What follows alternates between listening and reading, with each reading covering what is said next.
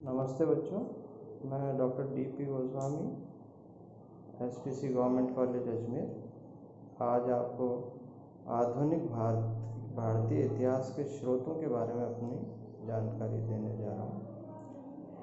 जैसा कि आपको विदित ही है, इतिहास किसी भी राष्ट्र के भविष्य को निर्धारित करने के दृष्टिकोण से एक अत्यंत महत्वपूर्ण विषय है और इतिहास लेखन में जिन तथ्यों का प्रयोग किया जाता है वो अत्यंत महत्वपूर्ण होते हैं। भारतीय इतिहास लेखन ने यूरोपियों के आगमन से पूर्व जिस व्यवस्था को हमारे यहाँ लागू किया हुआ था वह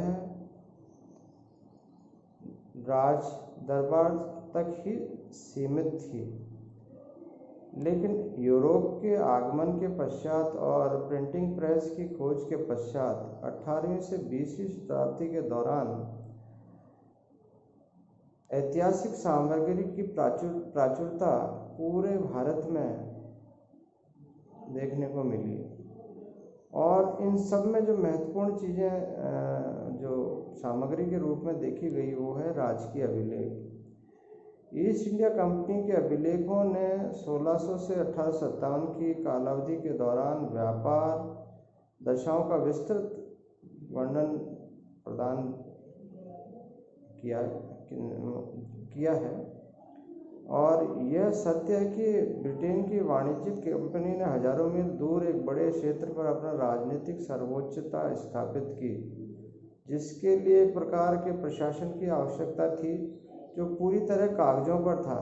प्रत्येक नीति लिखित में होती थी और प्रत्येक व्यवसाय एवं लेन देन, प्रेषण, परामर्श और कार्रवाई गुप्त पत्रों तथा अन्य पत्राचार के माध्यम से होता था, जिसके परिणाम स्वरूप कल्पनातीत मात्रा में ऐतिहासिक सामग्री में वृद्धि हुई। राजकीय अभिलेख निदेशक मंडल और बोर्ड ऑफ कंट्रोल से संबंध अभिलेखों के अतिरिक्त जिले से लेकर सर्वोच्च सत्ता तक प्रशासन के सभी स्तरों को सम्मिलित किया गया था। जब ब्रिटिश की महारानी यानी कि क्राउन ने जब भारतीय प्रशासन को संभाला तो इसने भी विभिन्न तरीकों से राजकीय अभिलेखों को सुरक्षित रखा और इन अभिलेखों का परीक्षण करने पर हमें चरणवार प्रत्येक मुख्य घटना एवं विकास को समझने में बड़ी सुविधा हुई। इसके अतिरिक्त नीति निर्माताओं के मनोविज्ञान तथा उनकी निर्णय की प्रक्रियाओं की जानकारी भी इसी सामग्री की सहायता से प्राप्त की गई।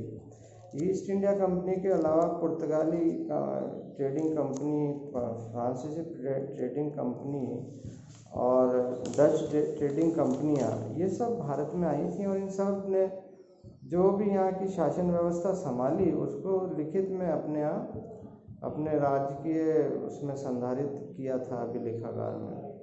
इसके अलावा अन्य जो स्रोत थे जो जिसकी सहायता से आधुनिक भारतीय इतिहास को जाना जाता है, उसमें जीवन वृत्तांत, जीवन साहित्य और यात्रा वृत्तांत भी शामिल है। इसके अलावा समाचार पत्र, पत्रिकाएं और जो अन्य मूल्यवान जो सूचनाएं इनकी सहायता से प्राप्त हुई है उससे भी इतिहास को जानकारी मिलती है। इतिहास के अन्य स्रोतों में मौखिक प्रमाण, सृजनात्मक साहित्य एवं पेंटिंग्स भी शामिल की जा सकती है, क्योंकि सृजनात्मक साहित्य विशेष रूप से स्वदेशी साहित्य के नए रूप जैसे उपन्यास, लघु कहानियाँ एवं कविताएं जिनका विकास पश्चिम के प्रभाव से हुआ ने समकालीन सामाजिक वास्तविकताओं का विविध प्रतिबिंब प्रदान किया। इसके अलावा पुरालेखीय सामग्री ये भी इतिहास को जानने के दृष्टिकोण से अत्यंत महत्वपूर्ण है। व्यापक तौर पर आधुनिक काल के लिए राजकीय अभिलेखों की 4 श्रेणियां हैं: केंद्रीय सरकार के पुरालेख, राज्य सरकार के पुरालेख, मध्यवर्ती अधीनस्थ प्राधिकरणों के अभिलेख एवं न्यायिक अभिलेख। इनके अलावा निजी अभिलेख और विदेशों में उपलब्ध अभिलेख भी आधुनिक भारतीय इतिहास को जानने के महत्वपूर्ण स्रोत हैं। इसके अलावा केंद्र सरकार के जो पुरालेखों को हम थोड़ा सा प्रकाश डाल देते हैं कि नई दिल्ली स्थित राष्ट्रीय अभिलेखागार भारत सरकार के अधिकतर पुरालेखों को सहेजता है। यह इसका संग्रह 18वीं शताब्दी के मध्य में वर्तमान समय तक आधुनिक भारत के सृजन हेतु अभिलेखों की 8 श्रृंखलाएं इसमें सुरक्षित रखी गई हैं। लोक विभाग के अभिलेख 1773 के रेगुलेटिंग अधिनियम से संवैधानिक परिवर्तनों, केंद्रीकृत राज्य व्यवस्थाओं के उदय और कंपनी के प्रशासनिक व्यवस्था के विकास के अध्ययन हेतु विस्तृत स्रोत सामग्री इसमें सुरक्षित और संरक्षित रखी हुई है। 1857 के पश्चात प्रशासनिक और संवैधानिक विकास जैसे लोक सेवाओं का गठन, स्थानीय स्वशासन का प्रारंभ, भारतीयकरण की समस्या और प्रांतों के प्रादेशिक पुनर्गठन इत्यादि की बश की कीमती सामग्री भी यहाँ पर संरक्षित है। इसके अलावा राज्य सरकार के पुरालेखों में भूतपूर्व ब्रिटिश भारतीय प्रांतों, भूतपूर्व राजसी राज्य जिन्हें 1947 के पश्चात भारतीय संघ में सम्मिलित किया गया, और ब्रिटिश शासन के अतिरिक्त विदेशी प्रशासन से संबंध स्रोत सामग्री इन राजकीय सरकार के पुरालेखों में देखने को मिलती है। इसके अलावा न्यायिक अभिलेख हैं, क्योंकि न्यायिक अभिलेख भारतीय प्रशासन के विकास का प्रमाणिक प्रदान करते हैं और ये विभिन्न वर्गों के लोगों की सामाजिक आर्थिक दशा संबंधी महत्वपूर्ण जानकारी देते हैं। फोर्ट सेंट जॉर्ज में मेयर के कोर्ट का पुरालेख 1699 ईस्वी के प्रारंभ पर सबसे पहले उपलब्ध न्यायिक पुरालेख है। अब यह मद्रास अभिलेख कार्यालय में है।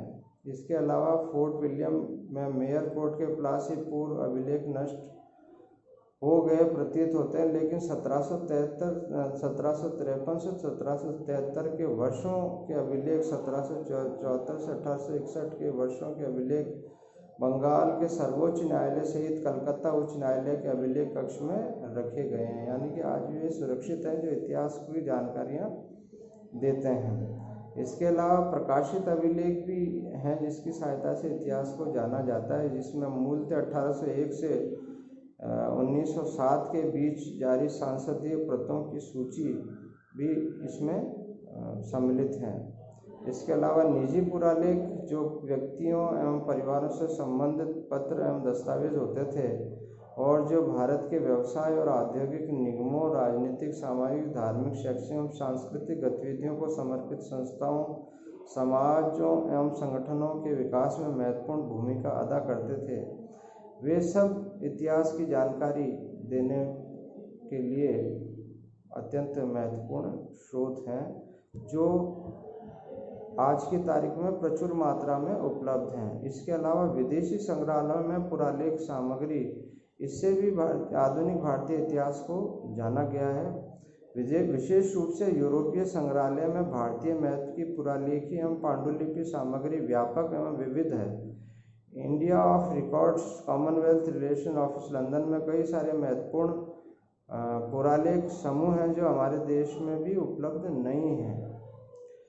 इसके अलावा जो जितने भी विदेशी आए, चाहे वो अंग्रेज हो, फ्रांसीसी हो, पुर्तगाली हो या डच हो, उन सब ने यहाँ की जो सामग्रियाँ थी अपने अपने राष्ट्रों के पुरालेखों में ले जाके सुरक्षित की, जिसकी सहायता से हम काफ़ी जानकारी प्राप्त करते हैं, जो इतिहास के सृजन के लिए अत्यंत महत्वपूर्ण है। इसके अलावा जीवन साहित्य, संस्मरण और यात्रा वृत्तांत भी आधुनिक भारतीय इतिहास लेखन को लिखने में काफ़ी सहायता मिलती है। व्यक्तिगत अभिलेखों का महत्व इसी से समझा जा सकता है कि कई यात्री, व्यापारी, मिशनरी एवं सिविल सर्वेंट जो इन सदियों के दौरान भारत में आए ने देश के विभिन्न हिस्सों पर अपने अनुभवों एवं प्रभावों की छाप छोड़ी। इन वृत्तांतों ने आधुनिक भारतीय इतिहास के अध्ययन हेतु बेहद उपयोगी स्रोत का कार्य किया है। इन लेखकों के समूह में सर्वप्रथम मिशनरीज आते हैं जिन्होंने स्थानीय निवासियों से सुसमाचार का प्रचार करने के लिए भारत में अधिकाधिक मिशनरीज भेजने के लिए और अपने समाजों को प्रोत्साहित करने हेतु लेखन लिखे। इसके अलावा जो यात्रा वृत्तांत है, विशेष रूप से ब्रिटिश ईस्ट इंडिया कंपनी के कुछ कर्मचारियों ने यात्रा वृत्तांत लिखे जो बेहद मूल्यवान हैं। इनमें जॉर्ज फोस्टर का यात्रा वृत्तांत, जिन्होंने 1783 में बंगाल, लखनऊ, श्रीनगर, नादौन, कश्मीर की यात्रा की तथा इसके अलावा काबुल, कैप्सियन सागर, सेंट पीटर्सबर्ग होते हुए वापस इंग्लैंड गए थे। इन्होंने अपने इस वृत्तांत को बड़े ही रोचक दृष्टिकोण से लिखा है। इसी कड़ी में बेंजामिन हेन ने 1814, जेम्स बर्न ने 1831 और जॉन बटलर ने 1855 में अपनी यात्राओं के वृत्तांत लिखे हैं जो भारतीय इतिहास को समझने में सहायता करते हैं। इसके अलावा समाचार पत्र एवं पत्रिकाएं जो थी उससे भी आधुनिक भारतीय इतिहास को समझा जा सकता है, जो विशेषतः 19वीं और 20वीं शताब्दी में प्रकाशित की गई। Bengal gazette, Calcutta general gazette, the Bengal journal, the oriental magazine of Calcutta इत्यादि ये कुछ महत्वपूर्ण समाचार पत्र एवं पत्रिकाएं हैं जिसकी सहायता से इतिहास जाना गया।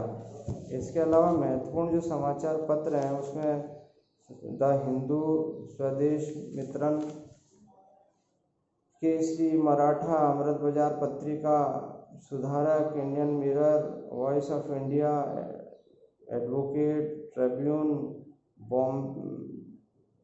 ध्यान प्रकाश, सोम प्रकाश एवं साधारणी इत्यादि ये कुछ समाचार पत्र हैं जिसकी सहायता से भी आधुनिक भारतीय इतिहास को जाना जाता है। इसके अलावा विदेशी प्रकाशन भी हैं, समाचार मौखिक प्रमाण भी हैं, सृजनात्मक साहित्य भी हैं, लघु कहानियाँ, चित्रकला, कंपनी चित्रकला का विकास, 1857 के जो विद्रोह हुई उसके ऊपर जो चित्र बनाए गए वो, काली घाट चित्रकला, कला स्कूल इत्यादियों से इतिहास को लिखने में बहुत ही सहायता मिली। तो ये मैंने संक्षेप में आपको आधुनिक भारतीय इतिहास को किन संसाधनों की सहायता से लिखा गया वो अपने इस व्याख्यान में समझाया है। आशा है आपको मेरी बात समझ में आई होगी। कल मैं और किसी नए विषय पर अपनी बात रखूँगा। धन्यवाद।